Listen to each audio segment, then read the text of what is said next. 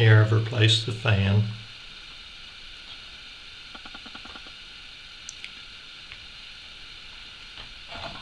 To test the fan before I reassembled, I covered the motor, careful of the bearings for the gear here.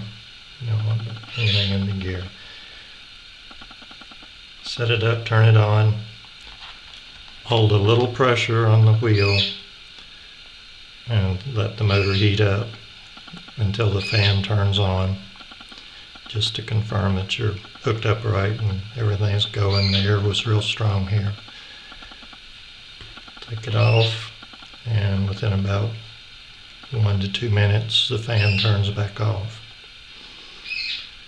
I also put holes in the side of the case, both sides, to increase the airflow. The power supply is right here. It seems awfully confined. Just these small vent holes on this side and a couple on the other side. This should draw some air across the power supply through these holes. And then also out the back side, the opposite side here, right past the motor.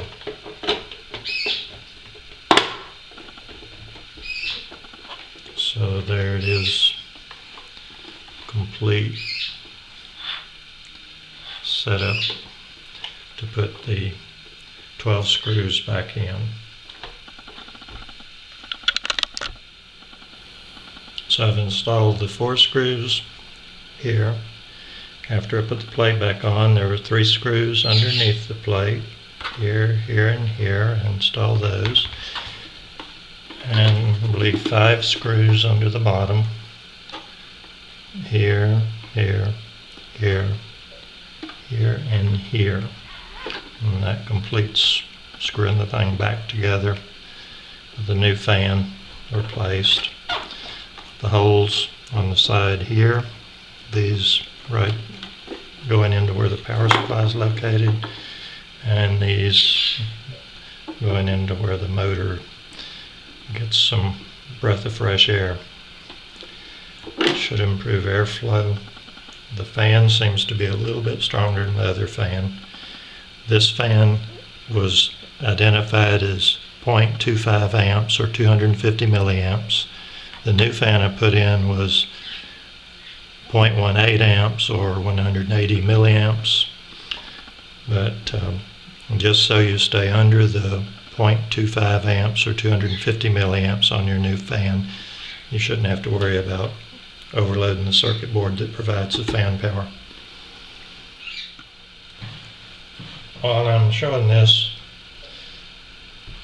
I thought I hadn't seen anyone actually change the wheels, where you get an idea of the length of time it takes to change a wheel. Here we have the unit sitting here.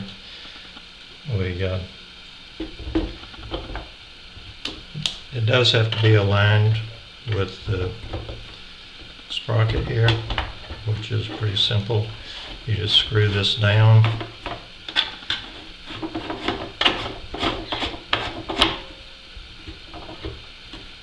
gently pressing in to engage the plug inside. It self-aligns, and then you tighten it right here. This screw is very important and necessary to keep the unit from coming. The wheel will come loose if this screw isn't turned all the way down. So that screw has to go all the way down.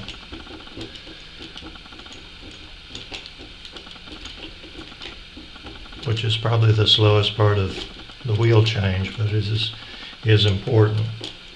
And you don't want to crank on it. It's all just plastic. So as soon as it gets to the bottom, finger tight again. I just use my fingers. Then you have the wheel, and it does not come loose. But you leave that screw partially out, and it'll start getting sloppy on you while you're driving. It's amazing how much pressure we put on a wheel while we're driving. to make the car go around the corner, you have to pull really hard on the wheel, right? I know I'm that way. I'm going to change the wheel now to a different wheel. Screw dropped out.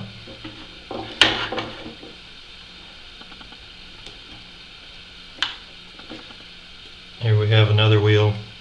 We'll put this in place. The wheel comes down and seats against this to keep it from turning. So we just line it up, turn it in until it's gently snug, and then we screw this screw down again.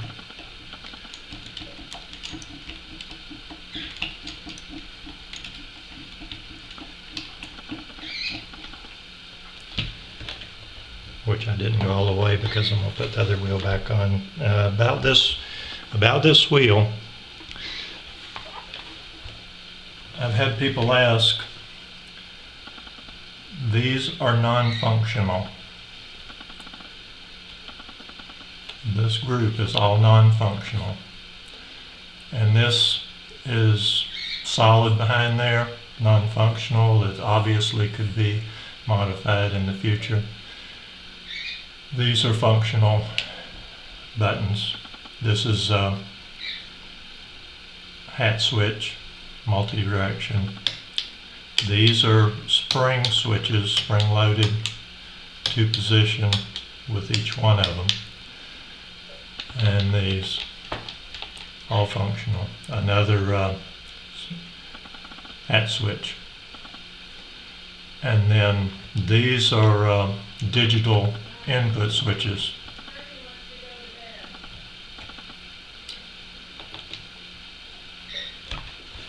Excellent paddles on this. They can be pushed also. You can push them with the back of your finger as well as pull. That's a very nice paddle.